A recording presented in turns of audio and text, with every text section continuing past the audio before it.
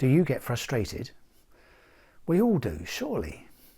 It's not nice though, is it? And it raises the question, what can we do to escape from it? Well, as it happens, life is a continuous stream of learning opportunities. And here's one that happened to me recently. And it will help perhaps reflecting on the whole experience of frustration and what we can usefully take away. So over the last month, it's been a challenging time for me, and particularly because I got another dose of COVID. And although I got over the infectious stage pretty quickly, it's left me with feelings of tiredness and low energy. Intermittent in a way, because sometimes I feel pretty normal and I go and do something and then I seem to run out of energy. And over this last weekend, that frustration just boiled over. I mean, I kept thinking I was clear of it and I was back to normal, and I go and do something and I'll be wiped out. So, you know, there was a lot of resistance I was experiencing to what actually was happening.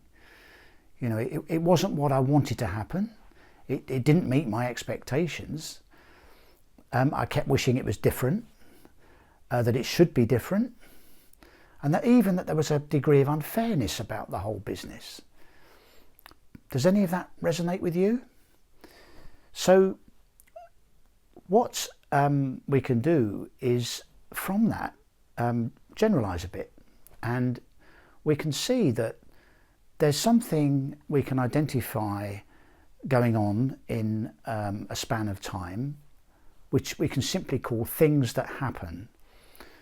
In my case, COVID was around. I didn't realise how prevalent it is at the moment. I don't know where I got it from, and I had no control over it. So things were happening, and then the other sort of twin track happening at the same time, occurring at the same time, is how I was experiencing my internal experience, if you like, of what's going on. So two tracks, and we can see that in this slide. On the left, you've got, if you like, the external circumstances, what is happening in the external world. And then on the right-hand side, you've got the inner experience, the internal experience, which includes, and here we're focusing on, the experience of frustration. So twin tracks, they're not directly related, but they happen in parallel as time goes on. So what we can see is that, and I've already hinted at it really, the feeling of frustration, the experience of frustration is an internal thing. It's a experience we have as an individual. I mean, we could be, and maybe this has happened to you in the past, we could be in a room of other people and we feel frustrated, but they don't.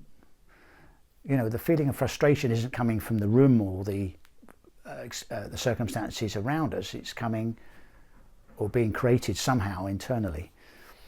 And this is how, or a clue to what's going on. This is a clue to how we might understand this better, and therefore give us a way of escaping from it. So if we see that the feeling of frustration is an internal experience, then it must be created somehow internally. And in fact, when we start to delve into this in more detail, we begin to see that it's our thinking that is causing the feeling. And in fact, that's, again, we can generalize from that, because in human experience in general, feelings come from our thinking, not, as perhaps we first think, come from external circumstances. And in fact, if you want to look at this in more detail, I've done another video on where do our feelings come from, which you can check out from the link I put in the description. So we can say then that the feeling of frustration is being created by the thinking that we have about what's going on. So in my case, I had lots of thinking about how I shouldn't have had COVID, that it was perhaps somebody else's fault, that things should be different, it wasn't fair, and all of that sort of stuff. And that was generating this feeling of frustration, which sometimes, as I said earlier, seemed to boil over and perhaps even into anger. Anyway, it looks from that then, perhaps the secret is to control our thinking. You know, if we could manipulate our thinking in a way, then we'd have a different feeling. Excuse me. So, fortunately, that isn't necessary, and in fact, that's good news, because if we start going down the route of trying to control our thinking, not only do we give ourselves a lot more to do and to manage, but it also is often counterproductive, and we create more feelings that we don't actually enjoy or wish to have around. But this is the best bit. If we leave it alone, thinking will change by itself.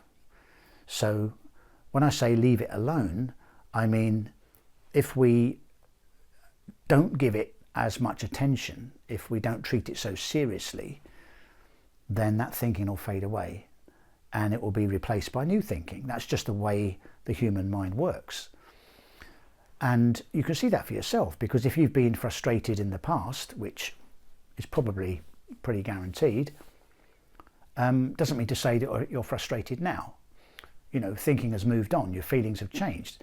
In fact, we know that feelings can change really quite quickly, and that is a result of thinking changing quickly. So the secret here then is not so much trying to control our thinking, but understand that thinking will move along by itself and be replaced by new thinking. The quicker we withdraw the oxygen of attention, we see that cause and effect is taking place. Our feelings are coming from our thinking, so we don't dwell on our thinking. We don't give it so much credence. We withdraw our attention. It's a bit like when you lose interest in a conversation. The other person might still keep talking for a while, but you're not really paying it attention anymore. Now, a good metaphor here is imagine that you're next to a muddy pool of water, muddy, and you've got a stick and you've been stirring this pool and you're hoping that the water will clear. So the temptation is to stir it more. But if you understand that if you stop stirring, the little particles of mud in the water will settle by themselves through gravity, the water will clear all on its own. So in fact, it's not about doing more, it's not about stirring more, it's about doing less, stopping stirring. And it's like that with the human mind. You know, if we stop giving our thinking lots of mental effort and trying to puzzle our way through it and manipulate it and change it and keep giving it all that attention, we're keeping the pool muddy. Whereas if we withdraw our attention, just treat it less seriously, as I said earlier, then the mind will clear by itself. And as I say, it'll come across new thinking by itself too.